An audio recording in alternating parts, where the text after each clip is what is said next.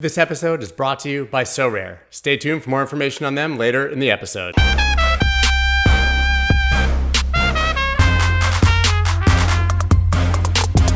What's up, everybody? I'm Scott Melker, and this is the Wolf of Wall Street's podcast, where twice a week I talk to your favorite personalities from the worlds of Bitcoin, finance, trading, art, music, sports, and politics, basically anyone with a good story to tell.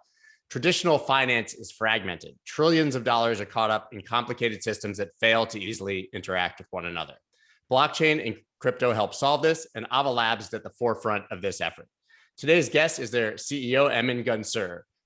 Ava's objective is to open up financial services, products, and opportunities to everyone in the world. Now, Ava Labs may sound familiar to you because the president of the company, John Wu, has appeared on the show twice and is a fan and personal favorite. I'm excited to speak with Emin, who is known by the community for his ability to explain complicated concepts in words that everyone can easily understand. It's my hope today that he can shed some light on what's new with Avalanche and the DeFi space. Emin Gün Sirer, thank you so much for coming on today. Thank you so much for having me, Scott. So listen, I see that you have a very long history at Cornell University. I'm a Penn graduate, so we won't have to get in any arguments or anything. But as a professor there, I know you're at Cornell. And if I remember correctly, John Wu also went to Cornell. Did you guys happen to meet there? What's the story of how you two came together? Yeah, we met there many years ago. So I've been at Cornell for 20 years, and we did not overlap when John was at Cornell. He did his undergraduate there, I believe. And but we met when he was a trustee of the Dyson School of the Business School, and then I was a professor interested in blockchains. He was looking to talk to faculty interested in the topic, and of course we met, and then we clicked immediately. We kept in touch over multiple years, and then once I got Ava Labs going, and I found out what he was doing with his company, we decided to join our paths, and we haven't looked back. What's funny is that Cornell obviously is on Canandaigua, right? One of the Finger Lakes up in New York. And there was the huge news story that Bitcoin miners were boiling Seneca Lake, the next door lake, which actually I was floating in 3 weeks ago. I was floating in that lake and it was still brisk and cold. But what do you make of the nonsensical news cycle surrounding Bitcoin?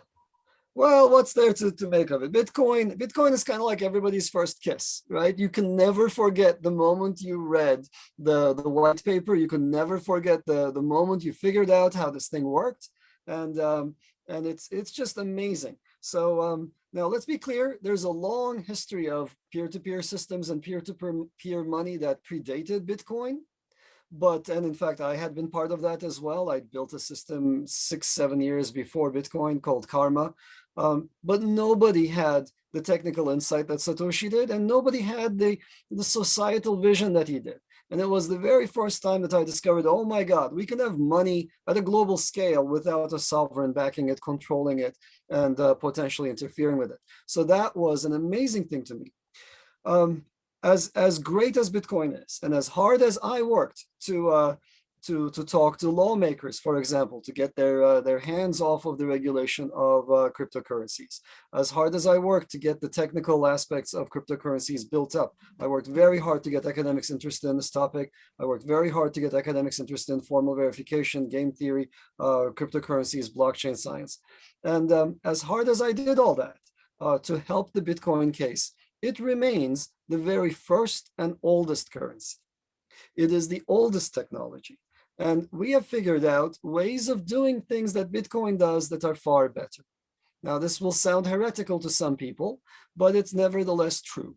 Its time has gone on, the science has advanced. And things that Bitcoin can do, we now know how to do better. That doesn't mean Bitcoin is obsolete, by no means. It doesn't mean that Bitcoin has no role to play. To the contrary, I think its role in the ecosystem is solid. That's not going anywhere. But I want everybody listening to this podcast to know that there are other things out there that are taking the technology that Bitcoin built up and they're doing something different with it that Bitcoin is not doing.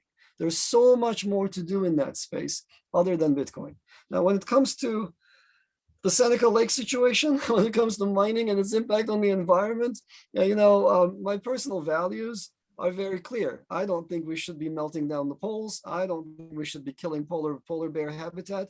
And if we're going to do this, there's an argument that says, look, this is the cost of getting a decentralized system, and as high as the cost is, it's still better than TradFi. So, maybe you should pay the cost. And there's some solid reasoning behind that. But the bottom line is we know how to achieve that level of decentralization and more using greener technologies. So at this point in time, I think all of my energies are focused on the latest breakthroughs in this space that are scientifically backed, that are more decentralized, that open up the systems and obviate mining. And I don't think we should be burning down anything. We shouldn't be burning coal for sure. We certainly shouldn't be heating up the planet just to get a couple of dozen mining pools to build us a blockchain. We should be building systems that are open to everybody. Millions of people should participate. True decentralization are numbers beyond many hundreds, beyond thousands. So that's what we should be trying to achieve. So anyhow, that's sort of my vantage point.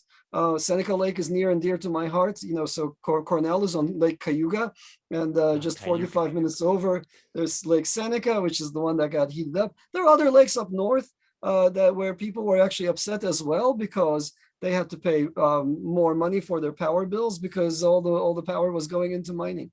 So these are all issues. But luckily, these are issues that I don't personally have to face. I know how to do all of this better. So that's what I'm excited about.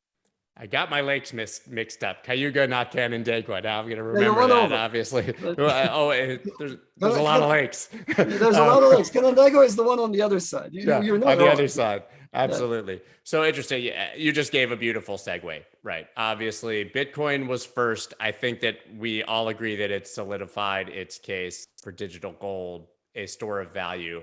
And I don't know why it's viewed as heretical to think that something else could perform well. Cryptocurrency is such a broad space. There's so much potential. It doesn't all have to be Bitcoin. So when did you see that? And what are you building in response to that idea?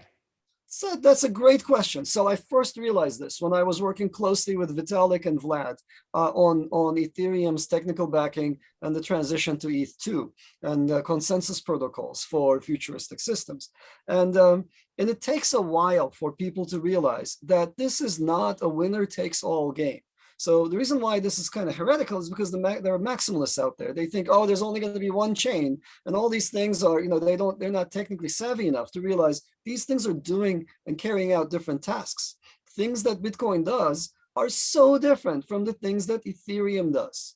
A totally different value proposition. Look at DeFi. You can't do DeFi on top of Bitcoin right now. Look at NFTs. You can't really issue them on top of Bitcoin. You could maybe retrofit and put other chains on top of Bitcoin, et cetera, et cetera.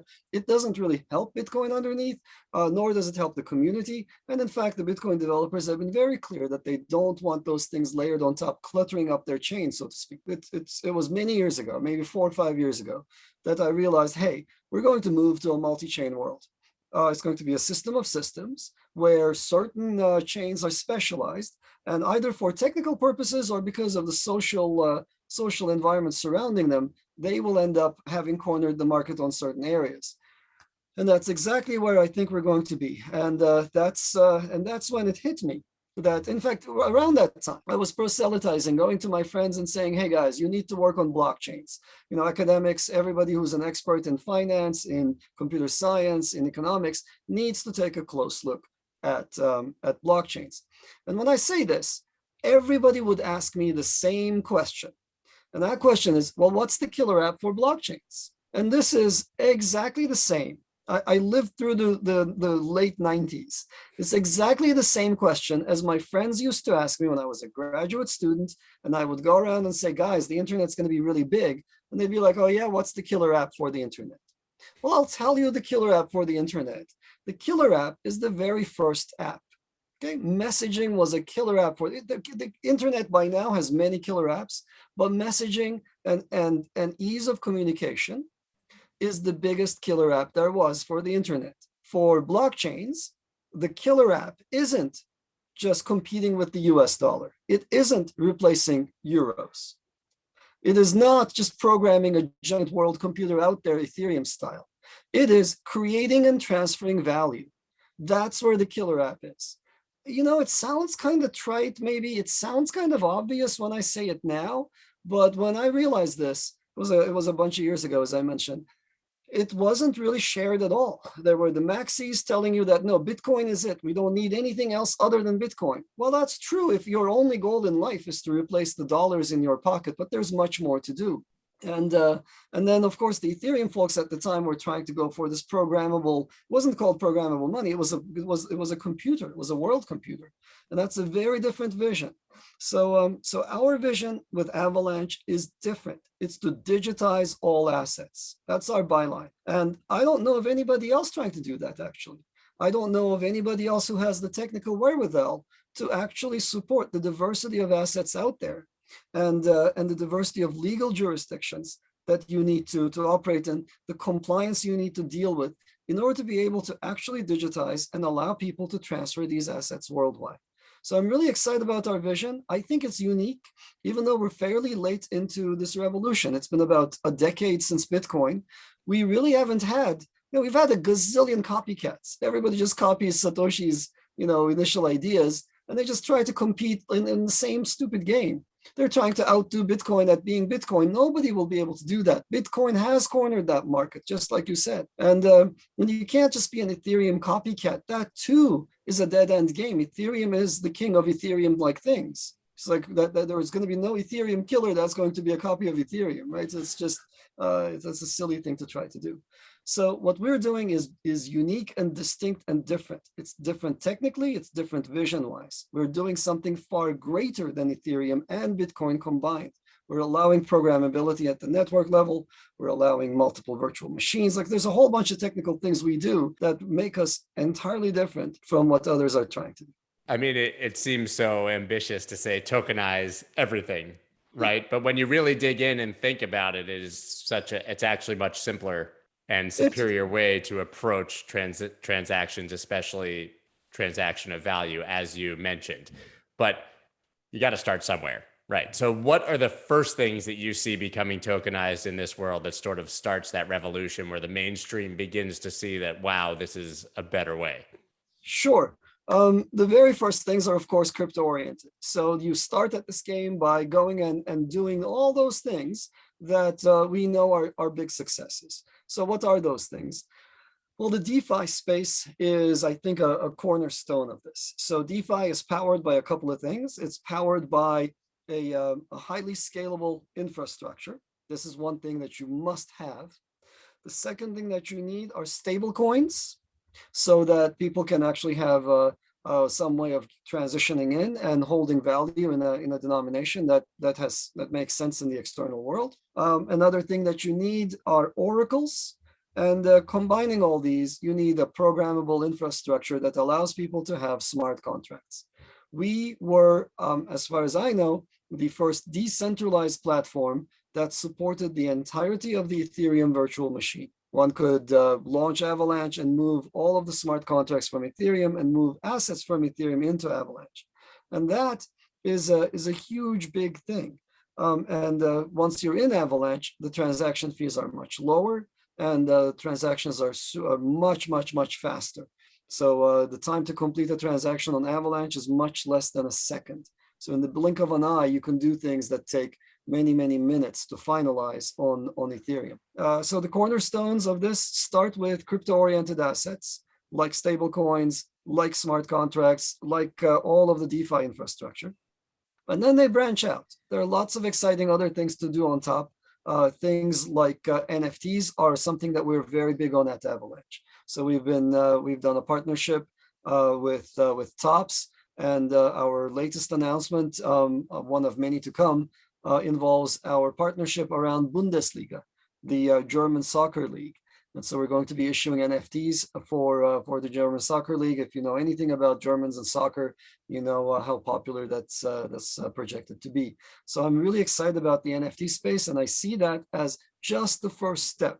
There are many other announcements in that space, and but beyond NFTs as we know them now, there are also bigger games to play with NFT-like unique tokens. So in general, these are, they can be used as credentials. And so once you start using crypto credentials on a blockchain for interacting with the real world, then suddenly a whole new universe appears to you. So there's a whole path ahead of us, a big, big vision that encompasses everything crypto, and then starts branching out into things that actually click with mainstream people.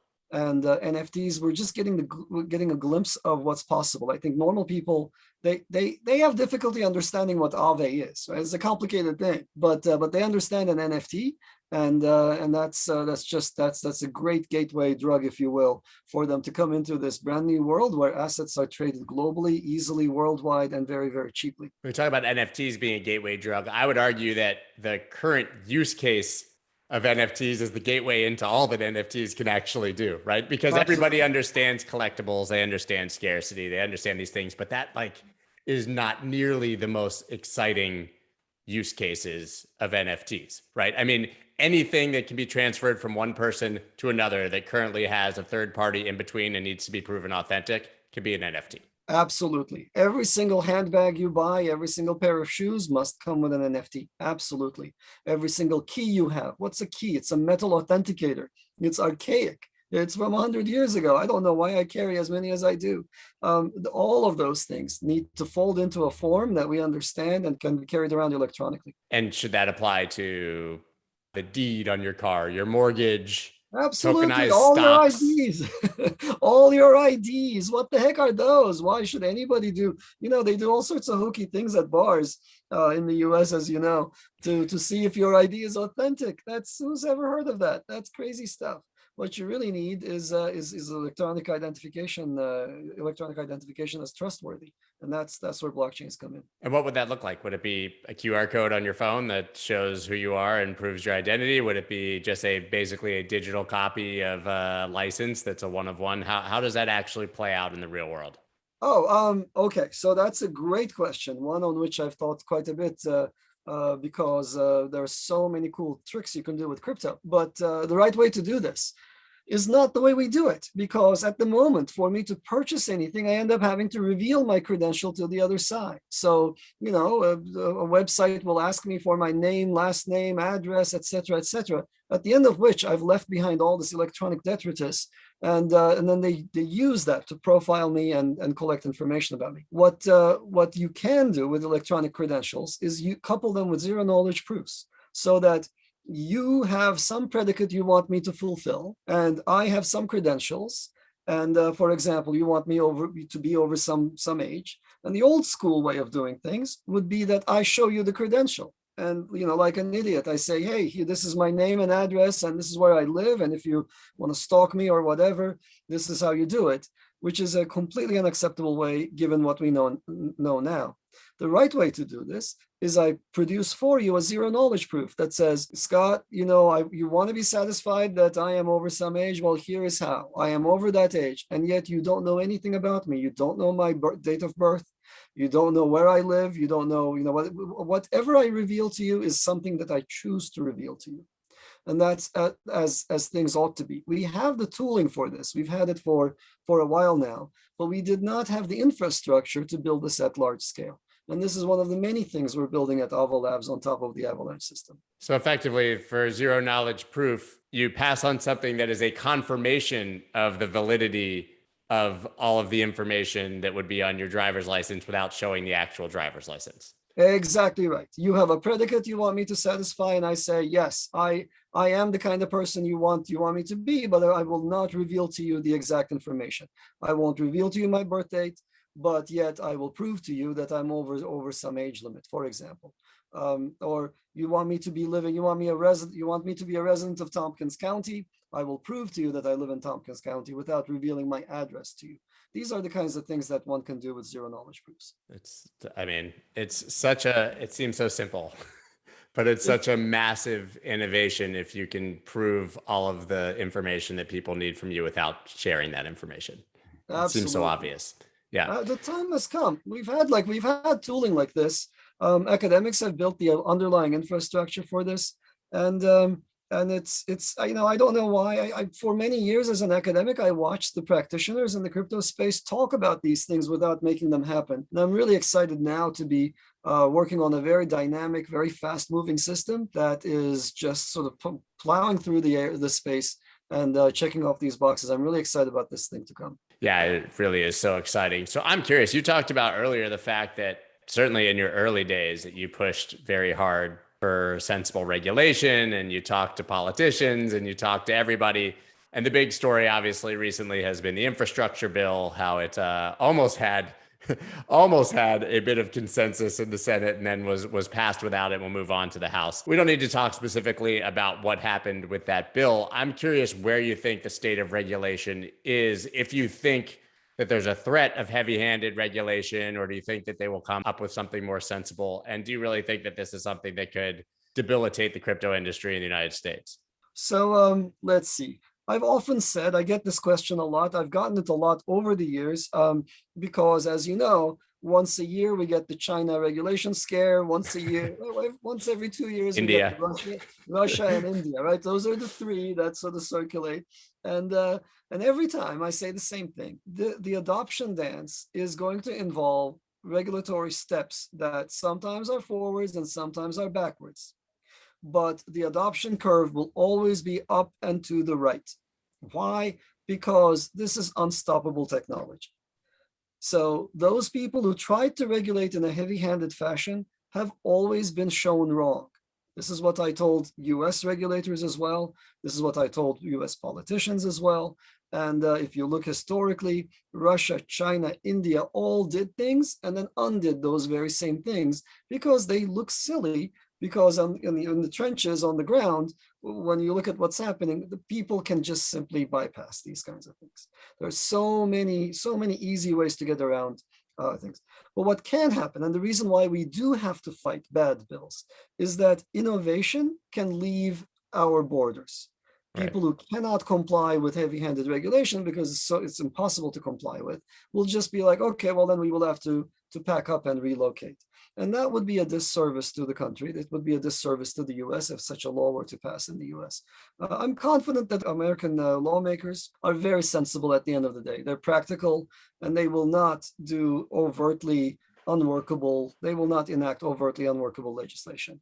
So, and if they do, there are ways within our system of correcting it. So I'm hopeful that we will arrive at a reasonable solution, but that doesn't absolve the community. We have to fight it. We all have to spend some of our time away from our mainline activities to fight this. I do, my company does. And I hope that everybody will join me in pushing back against lawmakers who every now and then they get antsy. You know, they have reasonable demands. Nobody wants these systems used for tax evasion. That's not good. Nobody wants people to do whatever it is, like societally unwanted things using blockchains. And if they understand the technology and the use cases, they will know that these unwanted things, etc., are actually a very small percentage of what actually takes place. So it's actually not as dire a problem as one would imagine. And then, of course, it's almost always possible to meet the lawmakers' demands using sensible legislation, as opposed to something unworkable that would just cause people to say, hey, it's just not possible to comply, and therefore I must relocate. Perhaps it's because I'm like an eternal optimist, but my thought on it initially was that they didn't really understand the language that was going in there. It's a 3,000-page bill. This was just another way to raise taxes, and some aide or assistant probably wrote this quick language. And then obviously the cryptocurrency community were the ones who noticed how potentially damaging it were. But my feeling was not that they slid it in there so that they could eventually crack down on everyone. I think it was just sort of a miswritten line. Yeah, exactly. I think it's always best to assume that they don't know the domain, but they have good intentions that are aligned with everybody, and all the normal people that you and I, that people that you would invite to your Christmas dinner.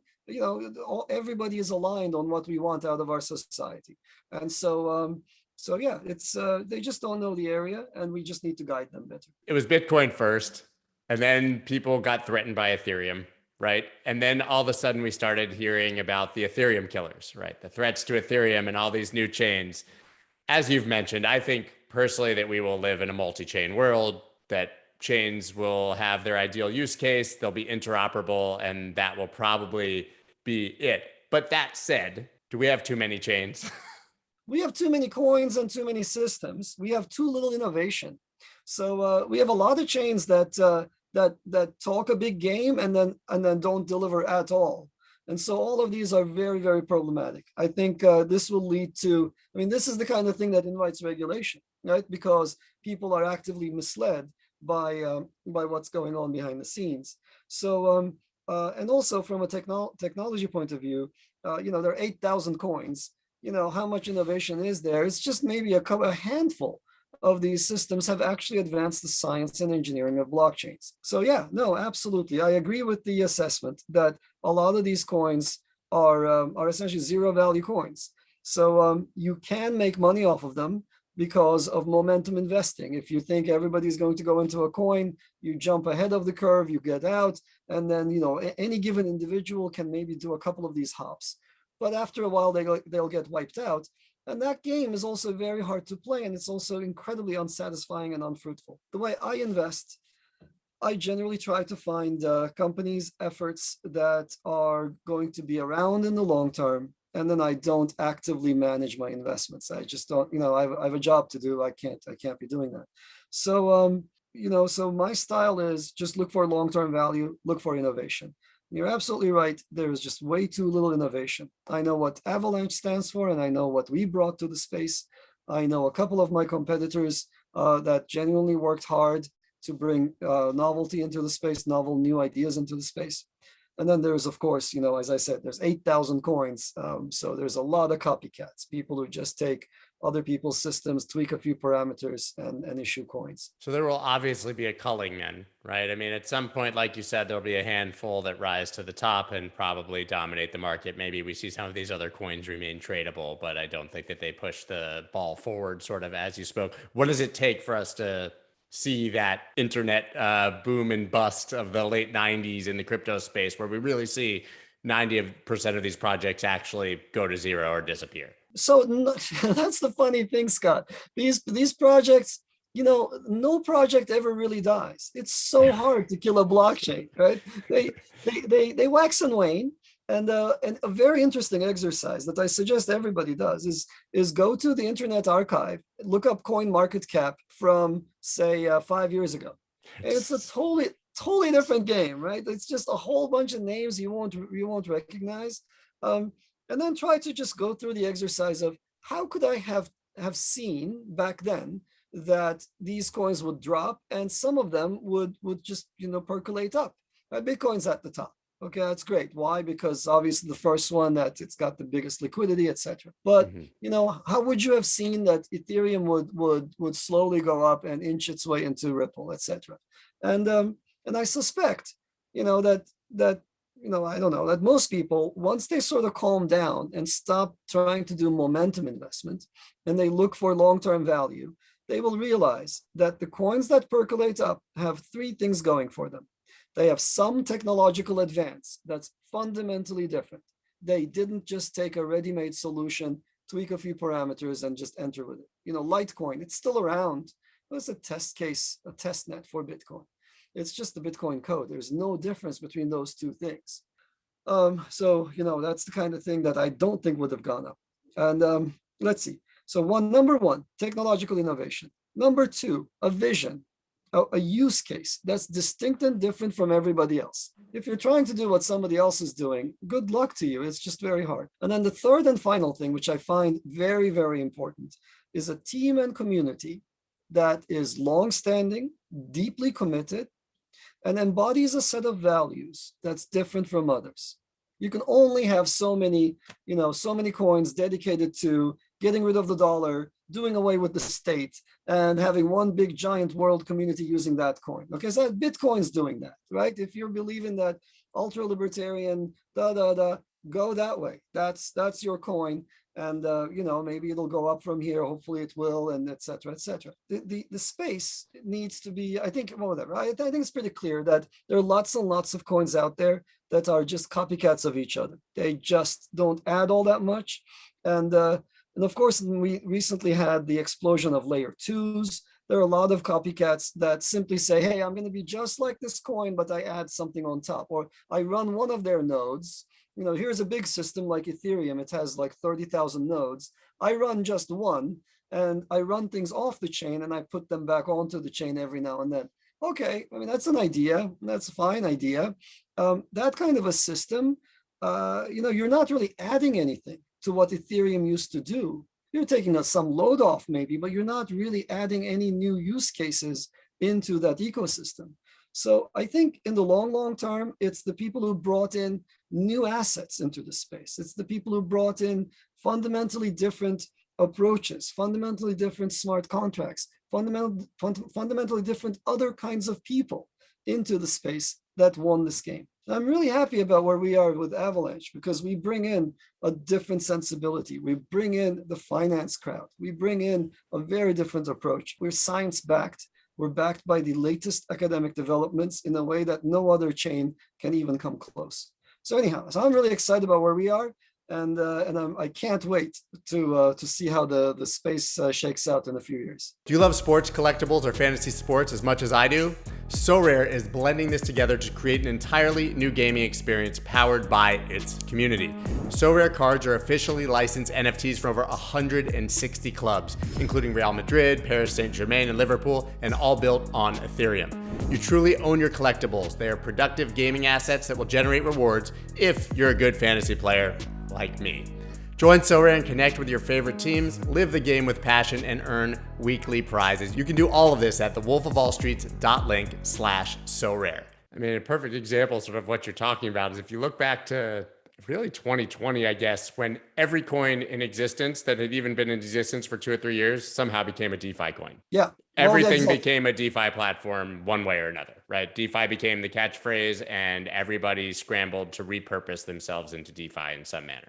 Exactly that. I think 2020, I mean, I don't know how many people realize this, but the bull market got kicked off. The defining event that kicked off the bull market was the Avalanche crowd sale. We did our public sale on July 15 of 2020. And everybody told us that we would be incredibly lucky to have, $8 million. We raised more than 40 in the space of a few hours. And then, yeah, exactly that. And then immediately, shortly thereafter, once the bull market got going, everybody just became copycats of each other. There's too little innovation in this game.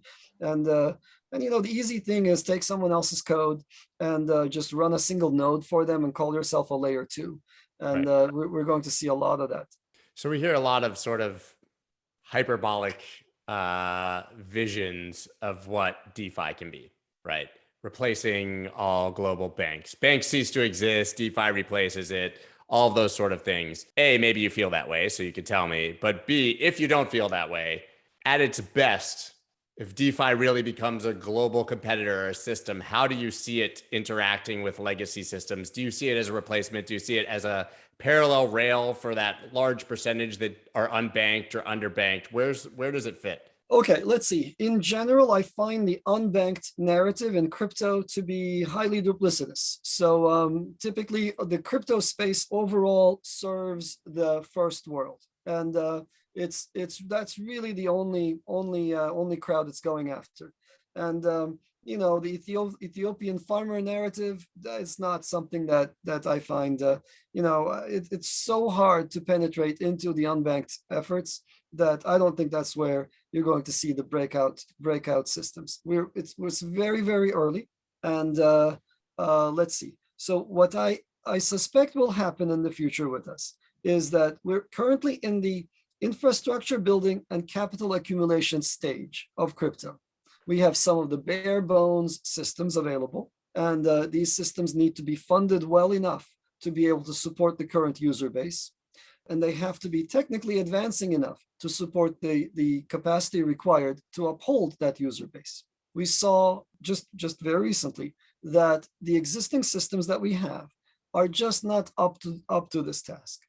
They cannot handle the amount of the scale that moving TradFi, more of the normie operations onto their current platforms. So the game moving forward is going to be one primarily of scale. We're going to see a lot of different approaches to how to obtain scale. And we're going to see clashes of some really simple ideas and proofs of their shortcomings. I alluded to one of these before. The easiest way to scale is you don't scale at all. You allow somebody else to do something on top of you, and you settle back onto the main chain. This I view as throwing in the towel. The systems who rely on layer 2 have typically not scaled at all. Look at what's happening with Bitcoin and the Lightning Network. Yeah, sure, someday soon, maybe the Lightning Network will be a big thing, but it's always 18 months away.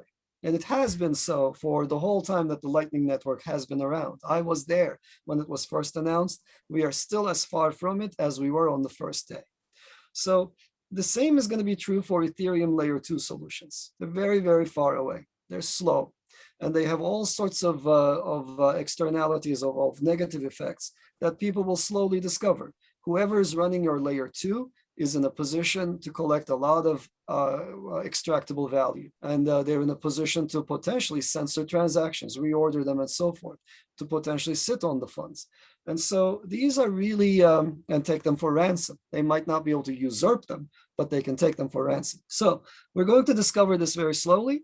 But for mainstream adoption, as I mentioned, the first fight will be scale. So we're going to see a big fight of between technologies that bring scale to the table. We're going to see another fight of cheap replicas. There will be a lot of people coming up with coins and systems that look like the real thing but aren't. They're centralized. So I'm not going to name names, but Pancake Swap next to Uniswap, or Binance Smart Chain versus Ethereum. I think everyone understands that. I don't even think that that's a negative. I think you're making the choice between something decentralized and more centralized. But continue. Exactly. I know you didn't want to say it, so I'll do it. Right. Well, you said it. It's all good. Right. So yes, I think that fight is going to be a harder one. I think for that, for us to win that one, I think the decentralized platforms have to band together and educate the user community that these centralized solutions are counter to the entirety of the value proposition in crypto. So that's going to be interesting. And we're going to start seeing normal financial instruments move their way slowly into blockchain space. And the amount of assets out there is immense. There are $72 trillion worth of financial instruments out there, and they're just not traded in electronic form. They're traded very sparsely. They're not accessible. And there are many, many, many financial transactions I could imagine wanting to partake in that I just can't because of jurisdictional limits, because they're off, like I don't have access to those systems and so on. So that's going to change.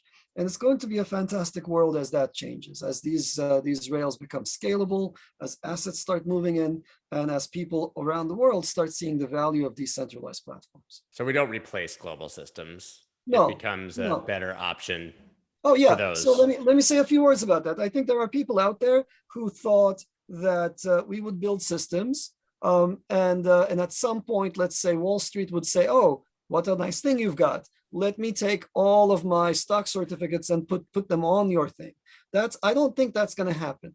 And I think the way this is going to work out is as follows. Wall Street is Wall Street. They've got whatever they've got. And if you're familiar with those code bases, they are many, many, many, many layers thick. They are very fragile, very complicated, and very expensive to maintain. And that makes them impenetrable. It's not going to be like overnight where people just patch over.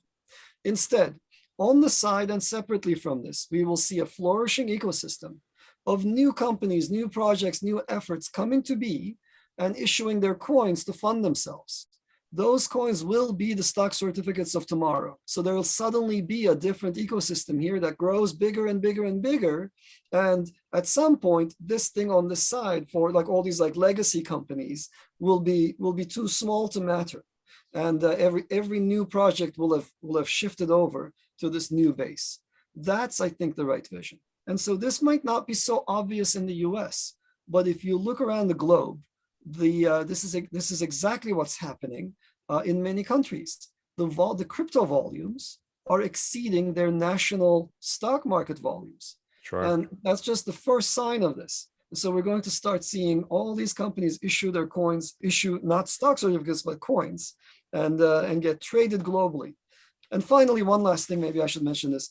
The pandemic and the economic devastation it brought. It has created liquidity crises around the world. We don't see this as much in the US, but if you're in any kind of a smaller country, everybody needs access to capital. And And getting that capital to flow is going to be very, very, very difficult. So crypto kills all boundaries. It makes everything accessible. It increases the reach of any company, any effort, any business. So I'm really excited about what's going to happen as a result when people realize this, that if you're in any kind of a, you're whatever, Czech Republic or whatever else, instead of trying to go on the national stock market, you can just go on a blockchain and your reach is far wider.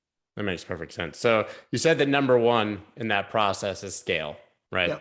Yeah. A Bitcoin maximalist would probably argue that with scale or speed, you sacrifice the security of the network, things like that. So how do you scale to make much faster transactions on this bigger network and still have a secure network? That's an interesting question. So Bitcoin maxis say a lot of things.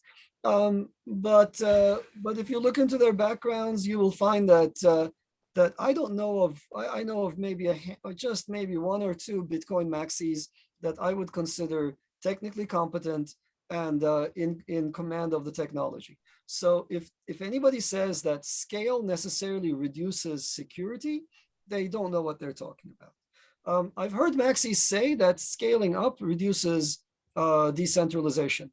That's patently false. So let's talk a little bit about proof of work coins. A proof of work coin like Bitcoin or Ethereum, it's mined by a small number of mining pools.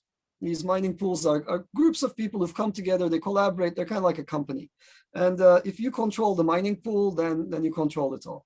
So Bitcoin's blockchain is produced by just a few dozen mining pools. That's the amount of decentralization they have over there. If you use a different protocol, one that doesn't require mining, one that doesn't require specialized mining rigs, one that doesn't require you to have access to huge amounts of cheap electricity, then suddenly the number of participants is much larger.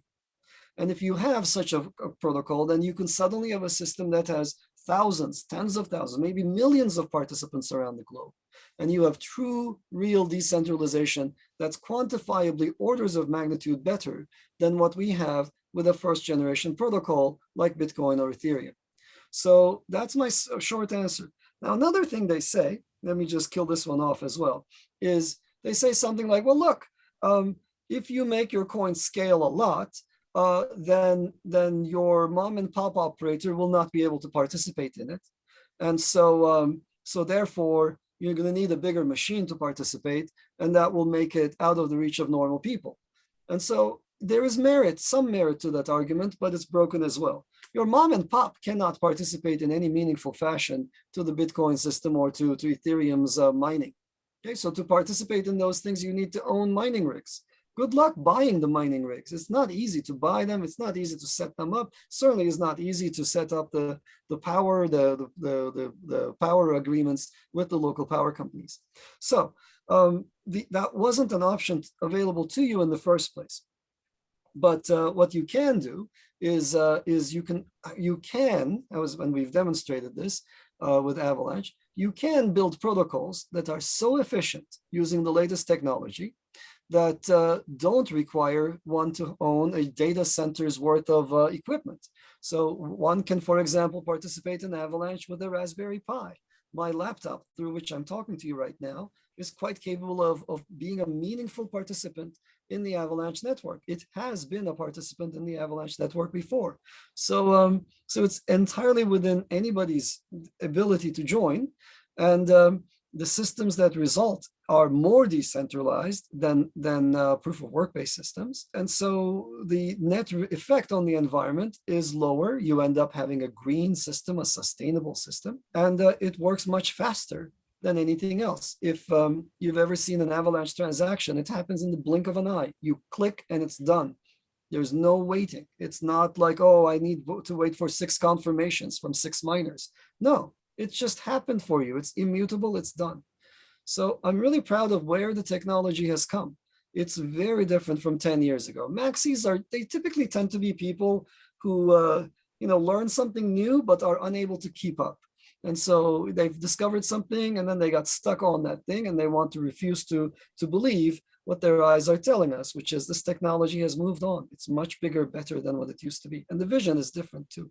I mean, you talked about sort of the experience of, you hinted at, I mean, when Ethereum was really being pushed, I mean, even with just NFTs, but certainly, you know, in the peak of the bull run, sort of April and May, the fees were insane. Yeah, I mean, insane, unsustainable, like you said, sort of very a first world blockchain, because if you could afford to use it, you had to be wealthy. Does that get fixed? I mean, like you talked about the Lightning Network being 18 months away. Ethereum 2.0 is always 18 months away. Yeah. Oh, that's definitely true. So the Avalanche fixes this, and on Avalanche at the moment, you can run every single Ethereum smart contract for a fraction of what it costs on Ethereum. Why is this? Because Avalanche has much higher scale. It can handle many, many more transactions per second, and it can complete them far faster. Just to give you an idea, the Avalanche network is 3 times faster than Visa. Now, I'm not saying we're 3 times faster than Visa's peak capacity. We sadly are not that good. Visa can handle 50,000 transactions at its peak on Black Friday, and Avalanche cannot. But on an average day, Visa handles 1,700 transactions per second.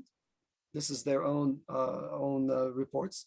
And we are 3 times faster than that, while we are completely decentralized. They are a single entity. They can take your money, et cetera, et cetera. And this Avalanche, in contrast, is a truly decentralized layer 1 blockchain, 3 times faster than Visa. So that's what fixes this. Once you have scale of that kind, then you can clear transactions. Blockchain space is not at a premium, and so we don't have to pay immense amounts of money to get our transactions into a limited resource. The resource just got upped. It's much, much, much bigger, and it doesn't cost all that much to participate in the network. So what if you go through a disk per year? A disk is $50 per participant. So we reward everybody for far more than that per year to participate in our network. So you make back the money that you spend on the storage. So this is entirely doable, and it's I know that the Bitcoin maxis don't believe it. That's fine. They're also going for a different use case, and Ethereum folks, for various reasons, have committed themselves to a different path that, even if ETH2 succeeds, would not be competitive with what Avalanche can do. That was the question. Right. Yeah. I'm aware that Avalanche can do it. I'm aware that there are other protocols that have the transaction speed. Right. You're talking about 5,000 transactions a second at 3 times what Visa's doing. That's pretty astounding. I guess my question was, even with 2.0 being 18 months away, is Ethereum, which I love, too much of a hulking giant to ever scale to that level, even if it eventually gets to 2.0 at its best case scenario? Yeah, that's an interesting question. So Ethereum, I consider myself a part of the Ethereum community. All my best friends, are in Ethereum. So it's wonderful what they're trying to do. But Ethereum and ETH2 are different things. And sometimes people call Avalanche an Ethereum killer. We're far from it. We love Ethereum. We want it to succeed. We're doing so many other things not being done by the Ethereum community that we're just going to go our way. We're going to love doing what we do.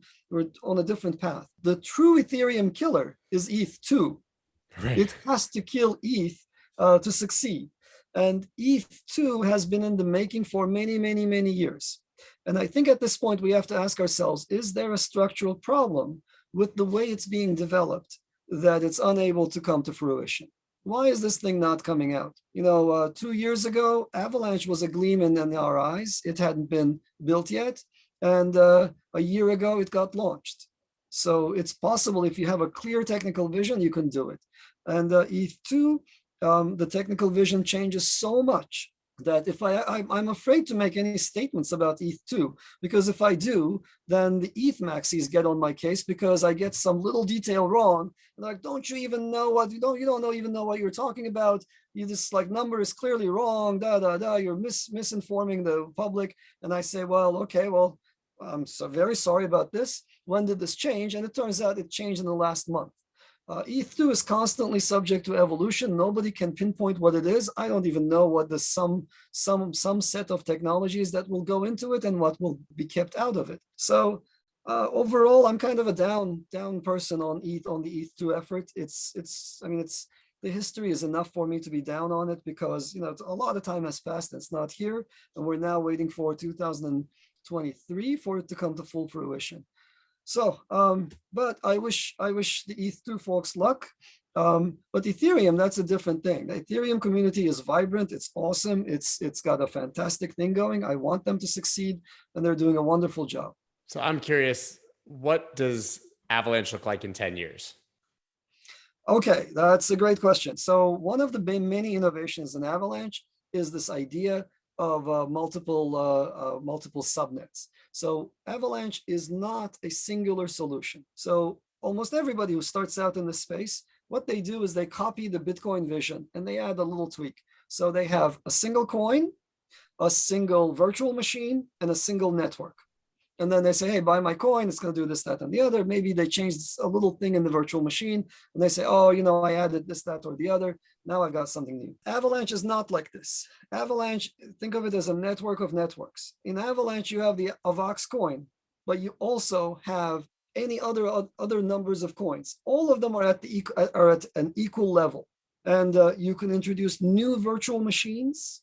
And most importantly, you can create new networks for those virtual machines and those new assets that you created.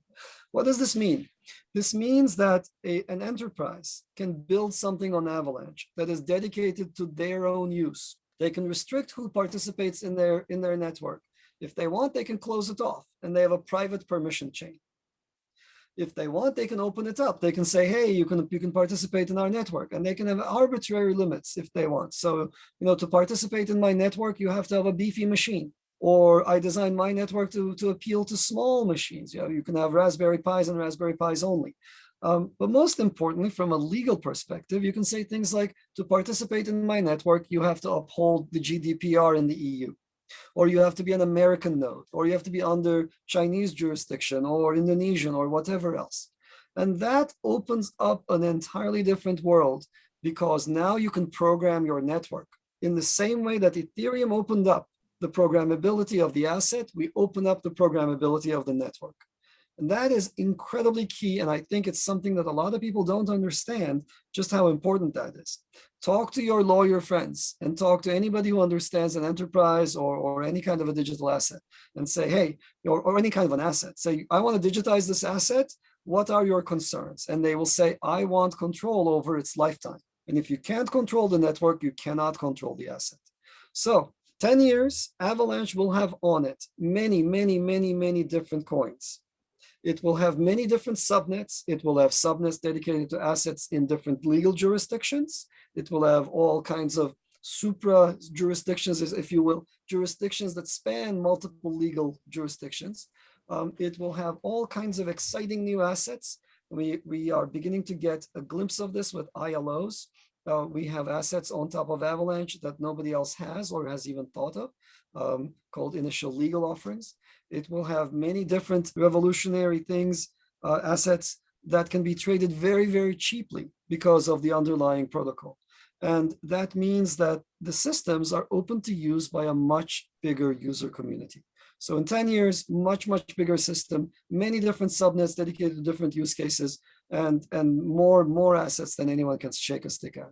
So interesting, because effectively you have the decentralized blockchain that's fast and has thousands, hundreds of thousands, you said maybe millions of users, but then you can build a very small private blockchain on it that can be very insular and never touched by anyone else. So a bank could come to you and create their own coin that's for cross-border transactions that nobody else uses except for the bank and their clients, but they still get the benefit of the decentralization of Avalanche as a whole. Absolutely that. Exactly right. And that, in fact, has happened not for cross-border transactions, but for a different use case. But exactly that has happened. Absolutely right. And so that gives them that shielding, right? So if you do that, if a bank were to do that, they would shield themselves from transaction fees on the outside network, on the main network, default network. They would better control what happens on that network. They would have perhaps different rules and maybe a different virtual machine that supports activities on that network. So yes, absolutely that. And that's exactly. You just mentioned the term ILO. So listen, we have IPOs, ICOs, IDOs, right? We have all the I something. Choose your letter O. ILO, I've never heard until you just said it. You called it an initial legal offering. Maybe somehow maybe I saw it and it skipped past me, but could you talk very quickly about what that is? Of course, it's a new asset that we invented at Ava Labs in conjunction with some lawyer friends of ours. And an initial legal offering is designed to essentially finance lawsuits. I think all too often we end up seeing cases where one side has a good legal case, but they lack the financial resources to see it through in court, and they settle. And so what one can do is one can raise funds in the best way we know how, which is over a blockchain, such that those funds go not to the person. You don't want the funds going to any individual, because then there's suddenly risk of that individual doing a rug pull on you or doing an exit scam of some kind. So the funds go to a legal fund, and that funds the lawsuit itself. So for example, there's a person X versus person Y, or person X has a claim against the state, whatever else. And I put $1 towards X's legal case, and they use that to pursue their interest in court. If and when they win, then their winnings come back to the people who funded them, because the money flows entirely within the legal system and is not in the hands of the individuals. There's no risk that the individual will take the winnings and disappear. The court will order how the payment will be done. It's going to go through the law firms, and the law firms will, of course, pay back to the funders. So it's a fascinating idea. That's really cool. It's a form of escrow. So, I mean, I've actually been down that road. Interestingly, my father invented disappearing sunblock, which was a very popular thing. It would be purple, and then it would disappear on your skin, so you wouldn't miss any spots. Presented it to a large pharmaceutical company. They stole it. And it was a similar situation. My recollection, I was much younger, but there was a lawsuit there, but how can you sue a giant like that? So then there's huge VCs in this space. People don't realize that just fund lawsuits. Absolutely. But then they make all the money on the lawsuit at the end of the day, right? It's the person who funds the lawsuit. But really, really interesting to hear. And it's such an obvious application of this technology I never heard of. And when you talk about that, it leads me to all these other sort of things that I think we're going to see, like distributing royalties. Yep. All of the funds for something go into a pool and they're distributed, like music royalties, not waiting 6 months to get your check because your song was played 3 times on Spotify. It just seems such a deep rabbit hole of what's possible when you start talking about these things. It is. It really is. I'm sorry to hear about your dad's case. Yeah, you are right. Litigation financing is a really big space. I think it's one of the most profitable spaces, by the way, in the last decade. Yeah, it paid investors 30% year over year. It's a very, very lucrative thing. We're kicking this off. And so expect to hear from us in the next month or so with our first ILO offering. It's going to be a very colorful case. Our second offering promises to be even more colorful. It's a case that almost every person in crypto is potentially familiar with. So it's a really exciting space, and there are many other uses of crypto, right? So you mentioned a couple of different ideas. Income sharing agreements of all kinds is the royalties is one of them. They get distributed automatically. Yeah, like imagine that, I want to fund a young kid who's just starting out in his career. I'll pay him up front, but I want a share of his later revenues, and I want to cheer for him.